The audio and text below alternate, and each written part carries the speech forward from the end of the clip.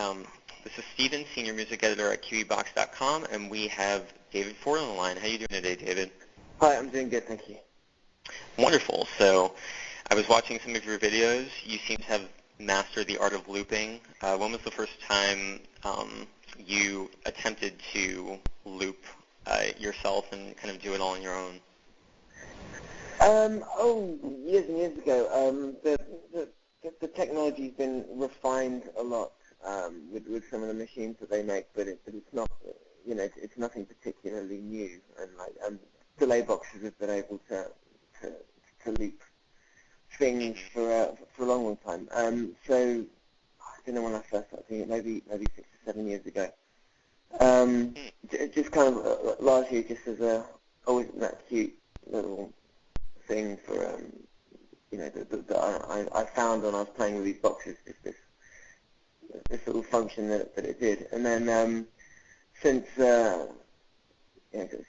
being a solo musician and doing a lot of shows on my own, it just I would get really bored just playing just playing a guitar or playing a piano. And so in order to kind of throw them all together and build up a whole song arrangement without having to have other human beings involved was something that was very exciting to me. So when you perform, do you attempt to loop on stage? I was trying to look for a video that had you doing it, but I couldn't really see. Yeah, it's not all I do, but it definitely forms a part of most of the live shows that I do. Cool. So yeah, you've been touring all over the U.S. How's it been going for you? Yeah, it's been going fine. It's a big country, and there's a lot of roads and a lot of towns, and I think it is the case. It's becoming apparent that it's the case to me anyway. That you can tour forever and kind of get nowhere, and I think there are other elements you need to sort of throw into the pot, and that's what people have been telling me. Because I love touring. In an ideal world, I would just tour all the time and do very little else. But I'm kind of well, actually, in a perfect and ideal world, then radio would do its job in a much more responsible fashion. But I really like being on the road, and as I said, ideally that would just be kind of what I spend all my time doing. Yeah, well, the lyrics on the album sound like you use your music to get over, you were using your music to get over a nasty breakup of some sort, like lyrics on Go to Hell and I'm Alright. They kind of address that. Was writing this record a way of coping with those hardships? Absolutely not. It's, I would never like to think that I write songs, to make myself feel better about anything. I think it's a very selfish and a deeply perverse way of doing things. I wouldn't presume that that members of the general public and mostly strangers want to hear about the intimate feelings of my life, because for one, it's kind of none of their business, and for another thing, it's probably not that interesting. So for me, writing songs has always been more about identifying characters and trying to engage with feelings that people have or ways that people occasionally are, and write about that, as opposed to, I would be so embarrassed if I wrote lots of songs about what a troubled soul I am. I'm not a particularly troubled soul at all, and it's in the same way that you could be you can write novels and not be the character in the novel, in the same way you can write songs and not be the person in the songs. Yeah, that's true. So what, in your opinion, are the benefits of putting out an album on an independent label?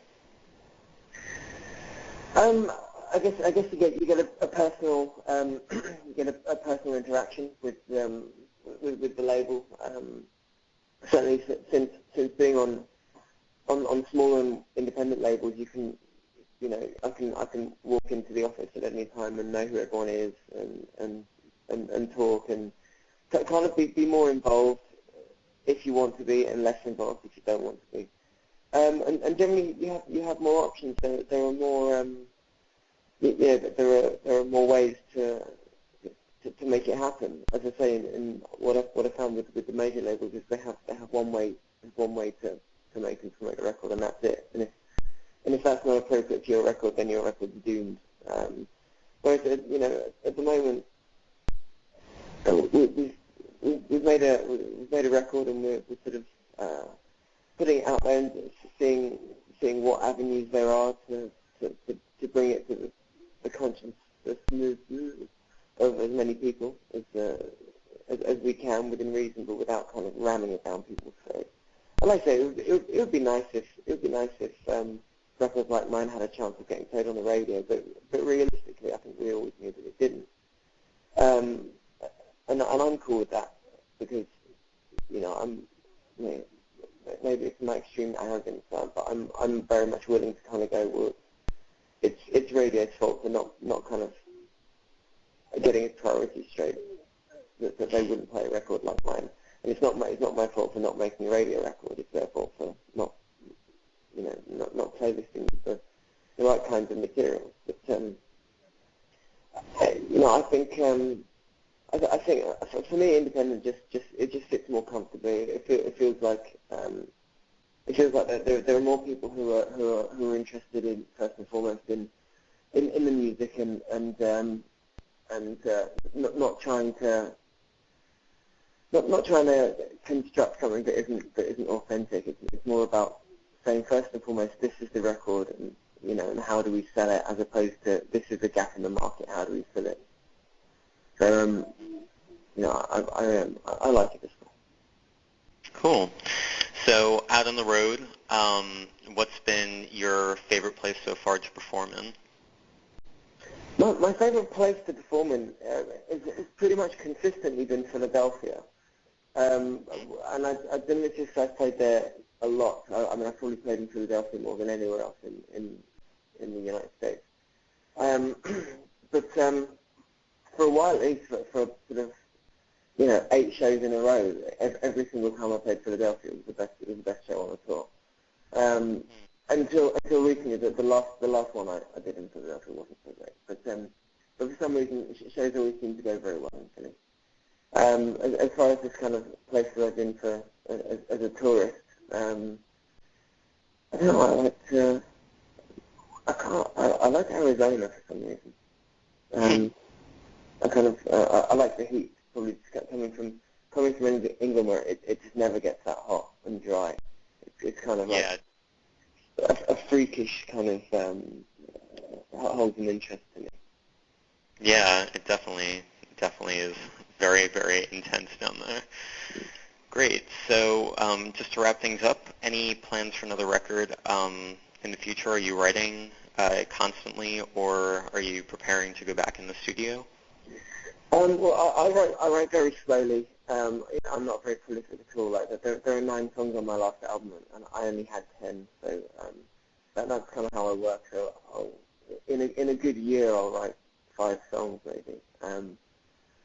But at the moment, I'm thinking about things, and the way that I write is by ignoring the whole idea that I have to write songs, and I'll wait until I feel like I have something, and then I'm actually gonna write the song. But I've got a few things on the go at the moment, and I'm very much interested once I return back home to England to put some things down. But I'm not gonna go into a studio. So I don't really like studios. I prefer to work at home. Yeah. To record myself and not have to keep an eye on the clock and keep an eye on the bills and what have you. Mhm. Yeah, definitely. Well, thank you for chatting with me. I really appreciate you taking the time out.